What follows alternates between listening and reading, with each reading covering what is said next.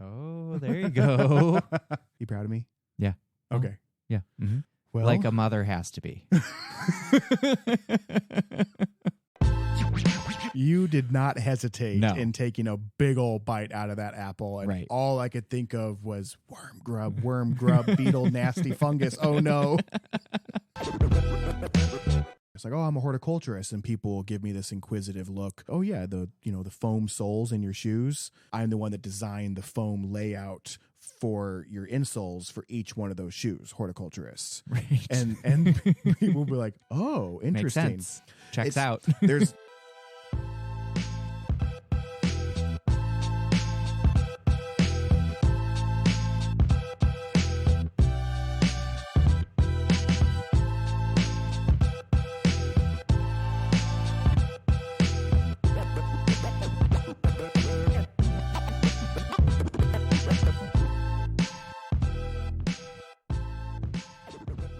ready. Who's starting? I should start. Okay. Right now? Mm-hmm. Oh, okay. Well, I'm not ready right now, but if you're gonna force me to do it, Is this a bit? yes. Okay. How's it going? Take it, leave it, take shit. That wasn't a bit. How's it going? Take it or leave it, listeners. This is Ethan Wise. And I'm Nick Farrington. And thank you again for listening to another sweet ass episode of the podcast. You sycamore Sandys. Mm-hmm. You Cambium Calebs. You Xylem Zacharys. That's your go-to. Have I said Xylem Zacharys? Oh, definitely. Yeah. Damn. Yeah. I think you need a new list of random first names. Epipremnum Ethans. Oh, there you go. For any other listeners named Ethan. Nisa Nix. Oh, yep. There we go. You proud of me? Yeah. Okay. Yeah. Mm-hmm. Well, Like a mother has to be. watching me struggle horrifically as I try to read 3 words on a page for 50 minutes. It's like, oh, I really wish I didn't buy these Babar books. Oh, Babar. The Babar, the little elephant in the green suit. You never read the Babar books as a kid? No. Do I look it up and show you No. on the podcast time? Okay. No, we're over 2 minutes in already, and we've talked about absolutely nothing. Remember how we're keeping this one under 50? We're keeping this one under 50 minutes. Yeah, you have 10 grand on the line. Okay. Well, you are down here in the St. Louis area visiting us. Yep. So yeah, and not only are we recording episodes, but I also really needed help finishing up a project that I took on that was For a commercial client. Yes, and it was a lot at the end of an already very physical week as Yeah. far as other projects that I All was you doing. did was build a retaining wall. Right? And drag around 160-pound piece of equipment that didn't do nearly half of what I needed it to do. Right. Man, I was not thrilled with the use of that equipment, that garden bed edger. But regardless, got to end the week on spreading about 9,000 pounds of Mulch. Uh, At least it was a nice day. That is one thing that we both have discussed is our feelings of, yes, there can be nice days, but what is it about when you say you work outside? You said one of your peeves is when people say, at least it's a nice day outside. Yeah. Or, oh, it's such a nice day out, and you've been out for 5, 6, And you've 8, 12 hours, and you're sweated through your clothes down to your ankles. Filthy, dirty knees. Dripping, sweat in your eyes, and somebody comes out to you from the indoors and says, At least it's a nice day outside. It's like, well, it could still be a nice day, but it doesn't feel like it. I think it's like a nice day for working outside is like 70 and complete overcast. Right. For With the a kind of breeze. work that we're doing. Like, sure, if it's 80 and a little bit of a breeze and you're only outside for an hour or two doing like a little bit of physical labor, putting in some plants and mowing a yard or something like that, sure. 8 hours of any continuous physical labor outside, It doesn't feel nice. it doesn't matter what temperature it is. If it is over 75 and the sun is out at all, Right. Yeah. it can be kind of exhausting. Yeah. But yeah, so you came down and helped me finish up this week, spreading some mulch and many thousands of pounds of it. And now here we are finally getting a chance to record and giving our bodies time to recover. Yeah. It's been super fun. Just a light weekend. Just a real light. My body is so sore. Yeah. Yep. It is extremely sore because most of the mulch had to be hauled over a distance. Yeah, but that's just like a couple 100 feet. Sometimes. Yeah. I think for me, it was just like the retaining wall dragging that piece of equipment around the day before the mulch. Right. And then the mulch spreading was like, ooh. Yeah. That is going to catch Yeah, when you move like a couple 1,000 pounds of material by hand individually 2 days in a row, catches up to you. Well, in the retaining walls, there was 240 bricks, and each one of those bricks is 8 pounds, I think. Well, those are a pretty big block for 8 pounds, right? Weren't they about like that? Maybe they're bigger than 8 pounds. I can't remember. Definitely got to the point where like you start off like all cocky and like I'm going to carry a brick in each hand. Like 2 By hours. the end of the night, you're carrying half a brick in your arms like a baby. Dragging yourself across their lawn.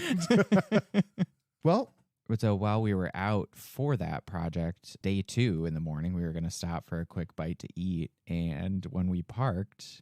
Which didn't turn out to be a quick bite to eat because right. we chose Panera. Right. And Panera's like, oh, you wanted to visit and hang out here for 40 minutes while we make 2 sandwiches. 2 breakfast sandwiches. Yeah. Although they were really good. Really tasty. Yeah. But yeah, so you spotted, I'd known that these apple trees had been there and I've seen them. And I remember seeing them last year doing the same exact thing that we saw them on. But and this is just an open parking lot. Yeah, it's just like there's a Target and a Ulta and an Aldi and like just this big strip mall with all these different places, the Panera Bread, other restaurants. And in these medians are primarily crab trees. But then there's just like 2 or 3 actual apple trees. Like regular old apple trees. And I'm not entirely sure if that was intentional or if the graft failed of the crab apple and the rootstock of the actual apple tree took over. I feel like because of the story we're going to tell about it, I think maybe they accidentally planted a couple apple trees. Like they were just mixed in with all the crab apples that they were planting, and amongst the crab apples. Yeah. Ended up being actual apple trees. Because I looked up in this tree and the area under this tree, it's in a tiny little isolated curbed median thing in this giant open parking lot. And there's, rotten apples all over the ground. But I look up and I'm like, hey, Ethan, I think that one looks good right there. Can you reach that? Sure. As you wish. Yeah. It's like, you're going to try it? I was like, yeah, I'm going to try it. You did not hesitate No. in taking a big old bite out of that apple. And right. all I could think of was worm grub, beetle, nasty fungus. Oh, no. And I took a bite and I was like, oh, that's really pretty good. And I think you thought I was kidding because I was like, yeah, here, try a bite. And I was expecting, I don't know what I was expecting. Yeah. I was just hoping to not get something horrendous inside that apple that was now going to give me an aversion to apples for the next 15 years. But it was a really good apple. It was a really tasty apple. Which is why I think it might have originally been just a mistakenly planted one. Because, it tasted exactly probably like a Macintosh or something. And me. with another apple not that far away, an actual fruiting apple that looked Right. like it had similar apples on it. And then all the crab apples, it's getting pollinated. Right. And you had a good... Because you wouldn't really want an apple tree over parked cars. It's not a good idea. Why is my windshield broken? Like some of those apples were like real mushy. Yes. Like, all over the area under the tree like in the parking lot. You get out of your car and you step on a rotten apple. Full of bees. I'm familiar with that. Yeah. I was like, oh, and I did step on one of them and there was a bunch of bugs that flew out of it. I was like, So here we are. That was how we started our morning, was a random parking lot apple. And trying to get started a little bit before the heat, because that was the coolest day at a real feel of 98. And today is a real feel of 112. Yeah, it's real rough down here in the St. Louis area. Opening your sliding door was like opening the oven to pull out a batch of cookies. Immediately It just smacks fogged my you in the glasses. face. It's very weird that it's a 40-degree difference between inside and outside right now. Yeah. Mm-mm. No thanks. So, yeah, our attempt was to avoid doing too much of the mulch spreading in the heat, which was a great idea, right? Didn't quite work out that way as we thoroughly soaked through all of our layers. But despite the extremes of the temperatures that we've had pretty regularly this summer, one of the points that we wanted to make today, not that you would have grasped to now, was that even though we have had some really extreme temperature spikes this year, summer is still a really good time to plant. It can be, yeah, absolutely. And we see so much in our times working in garden centers and just talking to clients now that for some reason a lot of people think that like once May is over, it's not a good time to plant anything again until fall, and that's really not the case. So we wanted to kind of bring that to attention and kind of debunk that mindset that the public has as far as planting in the summer. And it is a good time. I mean, you have plenty of time. I would rather plant in spring or summer and get things rooted and established more before they go dormant in winter than waiting until that fall. Now, there are exceptions to that a little bit, but like today, when the it's heat 112, index is over 110 degrees. Right. Not a good day. I mean, planting aside, it's just not a good day for you to be outside doing that as well. Right. But yeah, I think there are some plants that maybe you just want to provide a little bit more of have a little bit more of a caution about planting. Like maybe in August heat, planting at your mailbox where it's around, you have the street and then you have your driveway heat. And then a lot of people, I notice a common trend is putting like rock mulch around your mailbox garden. A lot of radiant heat on those plants. Right. Depending on what it is. Exactly. Yeah. Maybe trying to get a plant to establish and adapt through the transplant shock in an environment like that.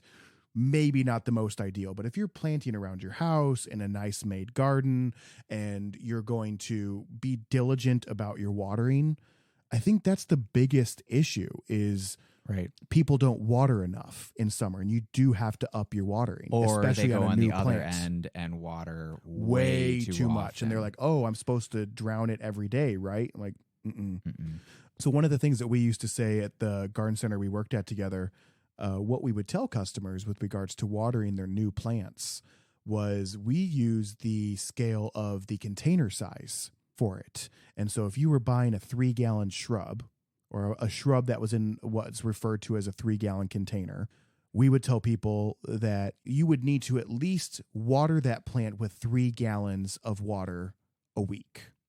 And ideally in one deep watering, maybe 2. Where you split that watering, maybe fudge it a little bit and do like 2 gallons on Wednesday and 2 gallons on Saturday, or, depending on your soil structure. It's all very dependent on where you live, could tweak how a garden center employee instructs you to water your plant. But where we worked, we would usually use the rough estimate, let's say a 10-gallon tree.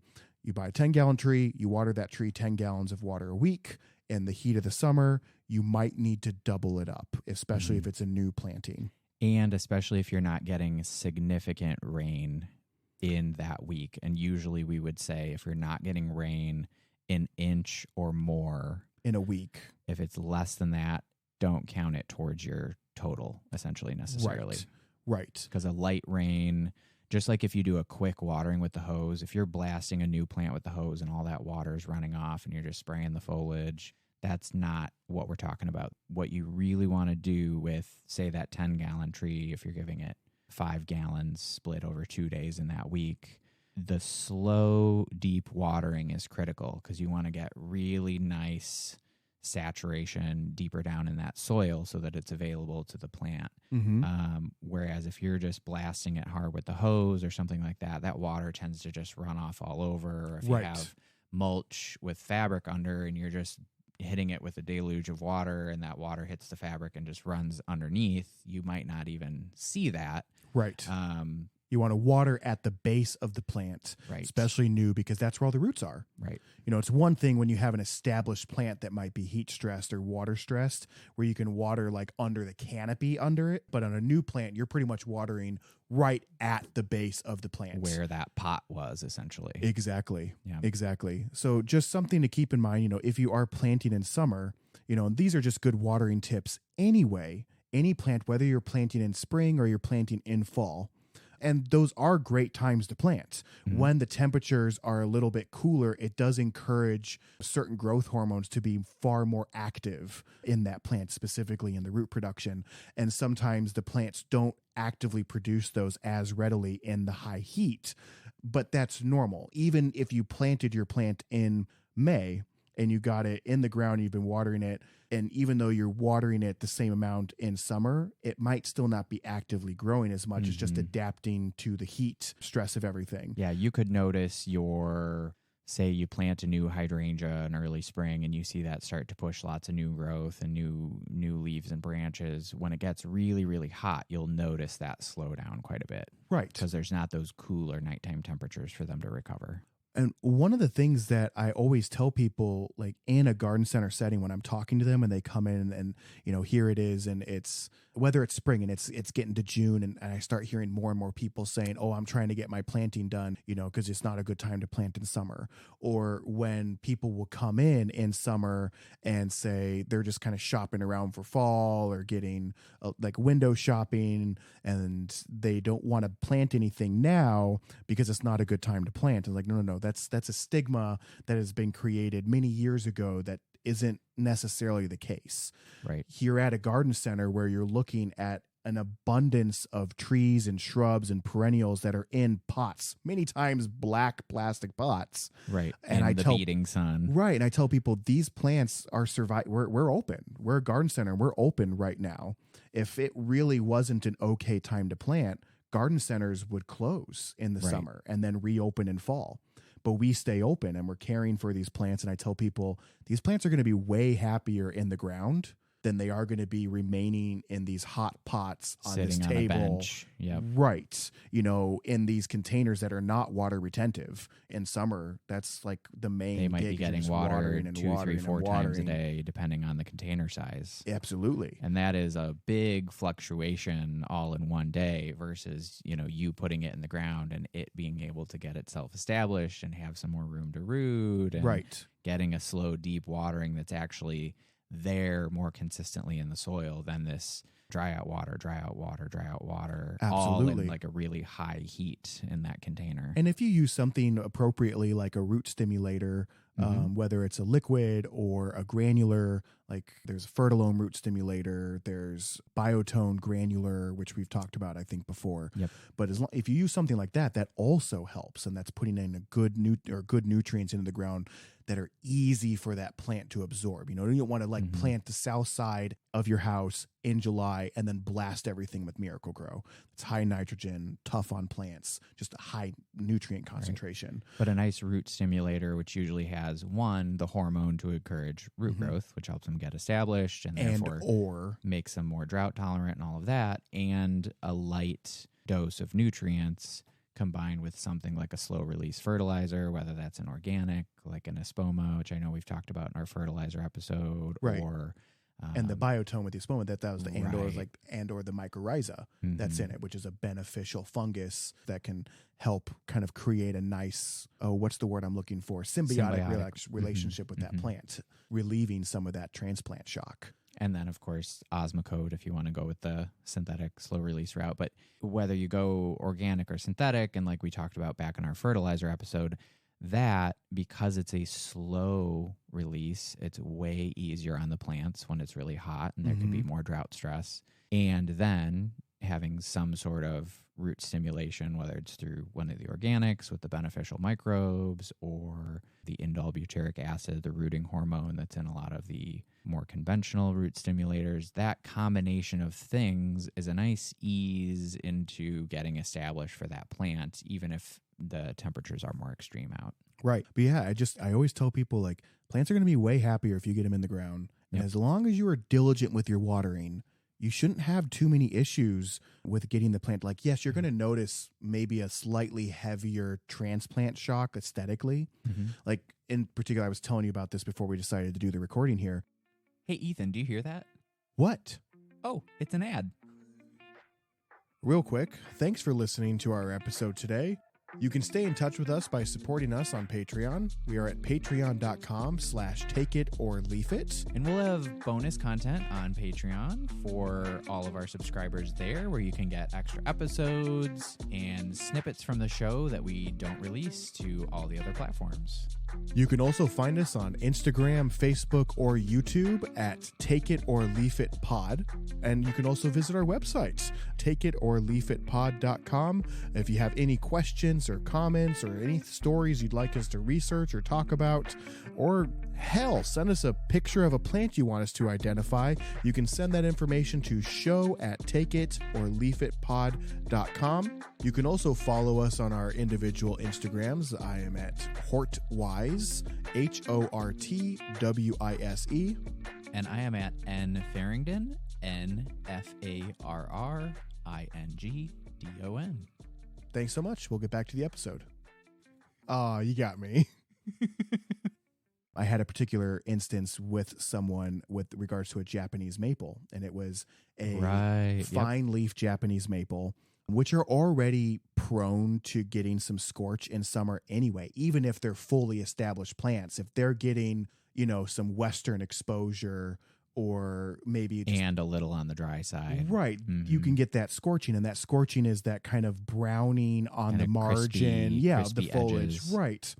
So this person, was buying the plant and planting. It was like the end of June or something, like still getting pretty hot. Sure. And he was concerned about, is this the right time to do it? And I said, yes, you can still do it now. And he was very much worried about the heat. And I believe it was a 10-gallon tree.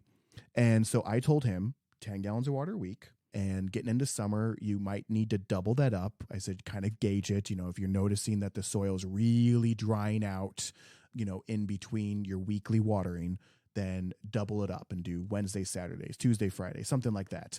And the way I told him to do it was get a 5-gallon bucket, drill a hole in the bottom of that bucket. Like a 1/4-inch hole or an 1/8 inch hole, something slow trickle. Yep.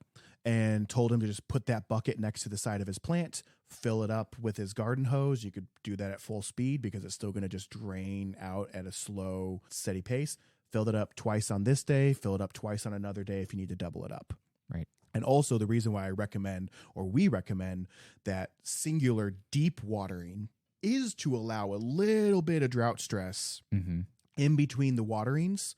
Because if you keep a plant constantly moist, you're kind of keeping the training wheels on it. If the plant gets used to always having moisture in the area, then it's never going to need to develop a strong, deep root system. Whereas if you drought stress it a little bit and it dries out in between waterings, that actually encourages more vigorous growth. This specific growth hormone is released in a drought situation. Because the plant recognizes it needs to reach out to find that water and nutrients. I'm a little dry. I need to go a little bit deeper. So anyway, that's just a good practice to keep in the back of your mind. But anyway, so this guy, he calls me 2 weeks later after he planted the tree, and he's noticing the scorch, which I had already warned him about. And he was like, my tree's dying. This is, I did what you said. And you had told him to kind of push through that phase. Right. I'd already warned him about the scorch, that it's okay. It's normal. Established ones will do the same thing. It's heat. It's transplant shock. It's the type of plant that you are purchasing. Right. And gave him more words of encouragement 2 weeks in, and I could tell he wasn't sold on it. I told him, don't change your watering routine. Don't start overwatering. Because we see a lot of people go that overcorrect. way. Exactly. I was like, don't overcorrect. Keep it on your normal watering schedule. And he calls me, or he emails me back about 4 weeks later with a picture of his, and I told him, be prepared. He was like, it's okay. It'll adapt. After it starts to adapt, it's going to start pushing off new growth that isn't going to have that scorch on there. And about a month later, he shows me a picture of his plant pushing off new growth, happy, healthy leaves. And he was very happy with the turnout and glad that he stuck through it, because he was like, I had totally been preparing myself after our conversation when I checked in 2 weeks after I planted it. I was fully prepared to like point my finger at your chest And want with a a dead warranty plant and replacement. want his warranty replacement and like criticize me for not knowing what I was talking about. And now, according to him, he named his Japanese maple Ethan because he was so happy and impressed and glad that what I told him is actually what occurred with that plant, and that he Right. stuck with it and didn't let the stress, because people get really stressed about their new plantings. Every little thing they can get concerned about, especially when you're investing that kind of money. Sure. But anyway, yeah, so it worked out, and now there's supposedly a Japanese maple out there named Ethan. So if you end up meeting a Japanese maple and it introduces itself as Ethan and it looks healthy, it might be the one that's named after me. Right. That's my little toot of my own horn there. And I do often see people go the opposite way with watering. They, established or not, they see, which, if you see a brand new planting start to crash as soon as it gets hot, maybe it does need more water. But if you stick your finger in that soil and the soil's still damp, or you pull your mulch back a little bit and it's still damp underneath, you're good. It's just transplant stress or stress from the heat of the day, because you can get that on established shrubs too. And what I see a lot of people do is go the opposite way and say, ooh, I need to water it more. And pretty soon, maybe it's already on irrigation. Maybe it's been watered once or twice that week already. Or maybe you've already given it its 1 or 2 deep waterings, and now pretty soon you've watered it every other day, and you end up causing other health issues and decline in the plant because it's getting now too much water, and then it's going to be looking droopy and sad because it's having health issues from too much water, and you see it drooping and you think, oh, it's drooping because it's too dry. Well, it's droopy because its roots are dying and it can't support the current foliage. And so pretty soon you're thinking this plant is too dry, it's stressed, it's too dry, and it's because you're watering it too much. Right. The other analogy that I use too, like with the training wheel one that I said earlier, was dry soil is easier to fix than wet soil. Right. It's the steak analogy. Your wet soil is your well done steak. Once you have overly saturated soil, you're kind of stuck with that. There's nothing you can really do about that until it decides to dry up on its own leisure, whatever may cause that. So maybe it's good draining soil eventually, or the heat, whatever. But that's your well done steak. Once you have a well done steak, that's it. That's what you get to eat. Whereas it only gets more burnt from there. Right. Yeah. It only becomes nastier and more inedible. Whereas you have your medium rare steak, that's your dry soil. You can still tweak it if you want to. You're like, okay, it's dry. I can add a little bit more water. I can cook it a little bit more to get it to where it needs to be. So that's kind of my other analogy that I use for people as far as understanding wet soil versus dry soil. Right. Easier to fix dry soil than wet soil. And then another thing that's really common that I talk to people about, something to be aware of with watering, is this more so applies to shrubs, perennials, annuals, because they're lower to the ground or they're in a pot or whatever. But watering the pot or watering the soil surface, not watering or spraying the leaves with water. Yes. Because that can lead to foliar diseases, fungal issues. Powdery mildew is a common one, but also just not reaching the roots of the plant. Right. Yeah. You could be spraying that and all that water could be bouncing off and going everywhere else but the root zone where you're trying to hit. Right. But yeah, as a general rule, most plants don't want their leaves to be soaking wet several times a week. So whether that's your annuals in a container, just stick that water nozzle under the foliage and water the soil surface rather than spraying the leaves and flowers of the plants. Certain flowering annuals, perennials, if you're getting water on those blooms, they're going to decline much quicker. You could have nice flowers on your zinnias or on your dahlias or something like that. And if you're spraying those and they're wet all the time, those flowers Not to mention those two plants are already mighty prone to botrytis and powdery mildew. So keeping the petal and the leaf wet is a surefire way to increase the likelihood of that happening. And then to go along with that, I see a lot of people water in the evenings when they get home from work. again, if you have a wet plant going into a dark, damp overnight period, fungal diseases love that. So really the best is early morning, even Late morning is okay. Yeah. I mean, unless it's crazy, crazy hot and sunny, I'd say I'd rather see you water in the early afternoon than water at 5, 6, 7 o'clock at night when that plant's going to be sopping wet going into the evening. I would also, for my own stuff, if I can water in the early afternoon versus watering at 6 or 7 o'clock at night, it's better. And if I do have to water later in the evening, water the base of the plant. Right. And maybe not over water. Just give it enough to give it a drink, get it to perk back up, but then address it again in the morning and give it a more substantial water. Yeah. If I'm noticing declines, I'm speaking with regards to my tomatoes. Sure. But yeah, if you do have to water in the evening and you're watering properly, you're not spraying all the leaves of those plants. If you're watering the base of the plant or you're watering the pot, if it's containers and not watering the leaves of the plant and spraying those, then that's a little different. But like you said, not to overdo, but it's when you have wet leaves going into the evening that really can be an invitation for some issues. Absolutely. Yeah. And so, kind of going back to the garden center and that it's okay to purchase plants as long as you water your plants correctly this time of year. But a way that you can also pick the right ones is actively talk to the staff there. You go to a local independent garden center, quite frequently they're hiring horticulturists or at least people who are very plant savvy. They might be a master gardener. As long as it's a reputable garden center. Right. It might be a master gardener or a master naturalist. They might not be a horticulturist. Maybe they're an environmental scientist or someone who's just been working in garden centers for many, many numbers of years to the point where they are an expert in the particular area where they are in. Sometimes you see people who are more able to talk to you about perennials than they are able to talk to you about trees and vice versa.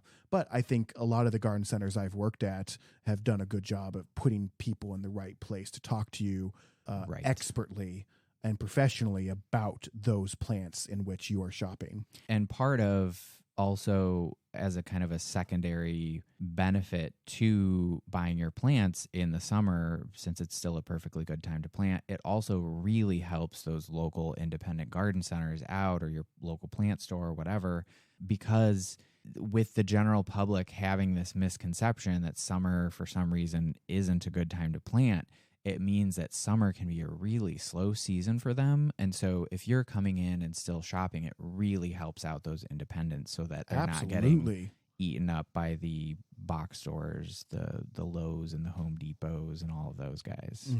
Yeah.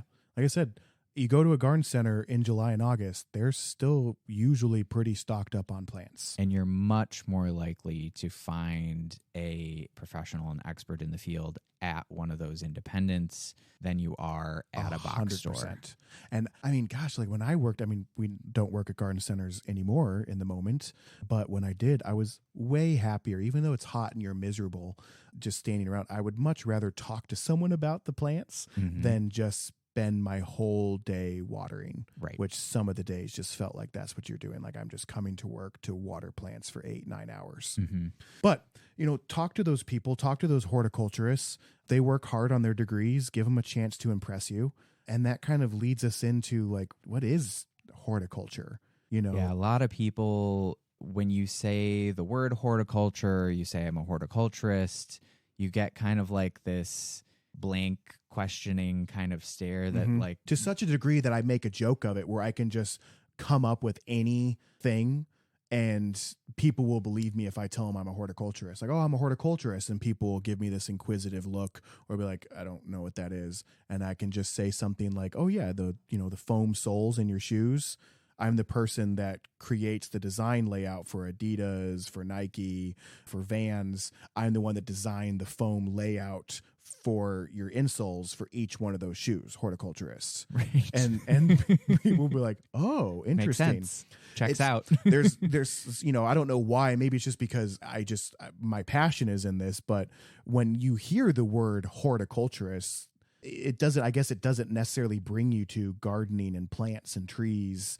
So I don't fault people necessarily for not knowing it, but yeah, people will come in and they just, or they just seem to not know what a horticulturist is, what horticulture is. And that's why we want to bring it up, is They're from- because a lot of people don't know, since they don't know what that is, they don't know that that's a resource that's available, that person with that really, typically really in-depth plant knowledge, usually either from going to school or learning from years in the field, they've acquired that knowledge of usually a broad knowledge of multiple categories of plants, where, you know, sometimes you might go and someone might say, oh, I really mostly know annuals. If you need to talk trees, you should talk to this person. Or, oh, this person, you know, they really know their perennials. Whereas a horticulturist, and what our role that we've had in the past at different places, jack of all trades. Yeah, you kind of can float around and you can sell trees because you have a good knowledge there, shrubs, perennials, annuals, houseplants, tropicals, the whole deal, veggies and herbs.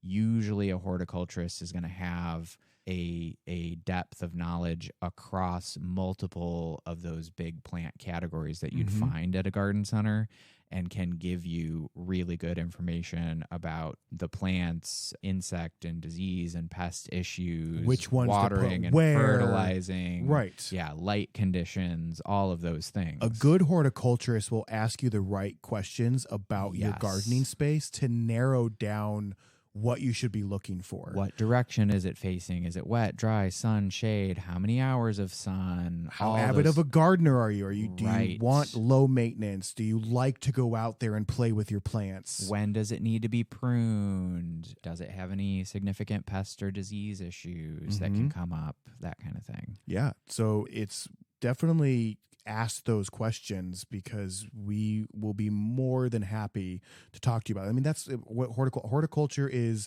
the study of plants, the knowledge of cultivation of those plants. You know, kind of the science behind it, but then also there's an art to it as well. Right. You know, it's like horticulture is kind of like a smaller, more specific niche of agriculture. Mm-hmm. And then gardening is like a more specific niche of horticulture.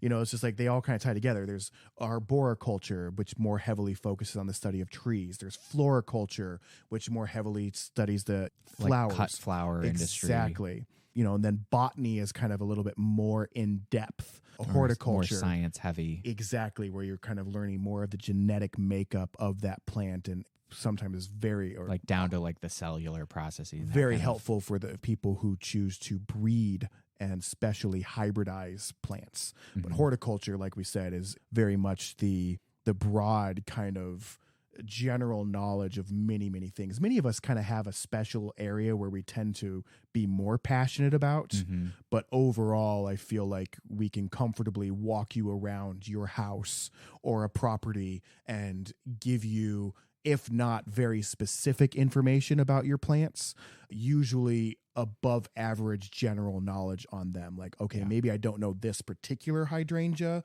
but I know enough about hydrangeas to troubleshoot what's going on here. That this should or shouldn't be pruned, and when, and it shouldn't be brown. Yeah. Right. So that's a really important resource to know that's out there and look for. Again, typically going to be more available at those independent garden centers. And it helps to, you know, we see a lot of people ask for plant advice on the internet, on Facebook groups and Instagram and things like that. I'm a part of a few of those groups. And I tell sometimes, if I'm motivated, I will say answers to some of these questions very similar to what I just said on the podcast, where people will post these questions that really a professional or an expert should be answering. And a disease issue, a pest issue, some sort of plant health thing that's going on. Like, yes, there's a problem that's happening, but then kind of just a photo and look what's happening, what's going on. And then you get 200 responses of people who are very confident in what it is. And their answer is so wrong. And no credible background to be answering that question. No. And like one of them, my gosh, I saw someone posted, they just wanted to know what was going on with their sedum. And they had looked like an autumn joy or an autumn fire sedum. Just a typical perennial upright sedum. Yeah, with a nice pink flower. And I'm assuming that they lived in a warmer climate because it was further along than that type of sedum usually is here in the Midwest. It had already heavily bloomed and the blooms were now fading. So it was now in that process of going from the pink flower, and the flowers were now turning brown. They were just done. The flowers were spent, and they had lived their life, done their purpose. Almost half of the 120 comments on this post, people were addressing the sedum as a hydrangea. And people, for whatever reasons in that picture, looked at that plant and thought or assumed it was a hydrangea, or some of the top answers were people responding to it as if it was a hydrangea. So then maybe a lot of the people who just didn't know or were kind of ignorant as to what it was assumed that it was a hydrangea. Therefore, they catered their answers to a hydrangea as well. But that was very shocking to me. And the author of the post was liking those comments.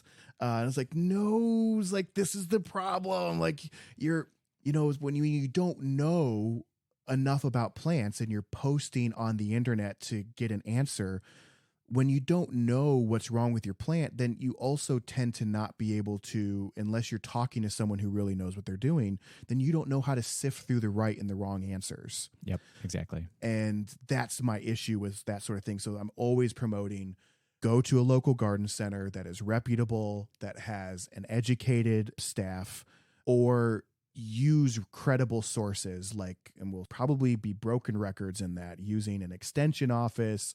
Or for us here in the Midwest, we use Missouri Botanical Gardens, commonly referred to as MOBOT, or Morton Arboretum, something like that. But, for your climate zone, wherever you may live, whether you live in Texas and it's zone 8, or you live in Wisconsin and it's zone 3, there's probably a horticulture extension, a part of a local university or state university, where you can go to and get credible, peer-reviewed information about potentially an issue that you have. And if you can't find that, then go to a local garden center. And like I said, give one of those staff members a chance to impress you. We really like talking about plants. Yeah. Obviously, we're doing what we're doing now. We don't really, even work in garden centers. right. And we're like, how else can we keep talking about plants now that we don't have nearly the face-to-face audience to talk to about plants? It's a fun puzzle to solve, too. We do enjoy that. Yeah. I used to enjoy kind of like, well, you stumped the horticulturist. Right. So that's kind of just our snippets of, it is okay to plant, be diligent about your watering, and ask horticulturist questions. We really like that. And that, I think, also applies to us here on this podcast. Ask us questions. We would love to hear more. You can reach us at our email at show@takeeitorleafitpod.com. You can always, on our Facebook or Instagram posts at Take It or Leaf It Pod, you can respond in any of the comments, even if it doesn't directly apply to that post that we post an episode like last week episode about carnivorous plants.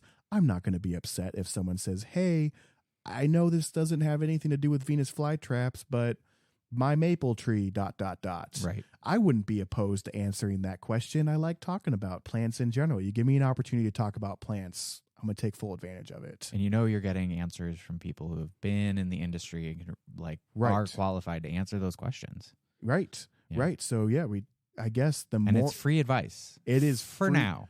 For now, we might start charging $10 an answer. Right. Once we get 40,000 followers. Right. Then it'll be a pay to play on Patreon. Yeah. It's like only Patreon subscribers can ask us questions. There you go.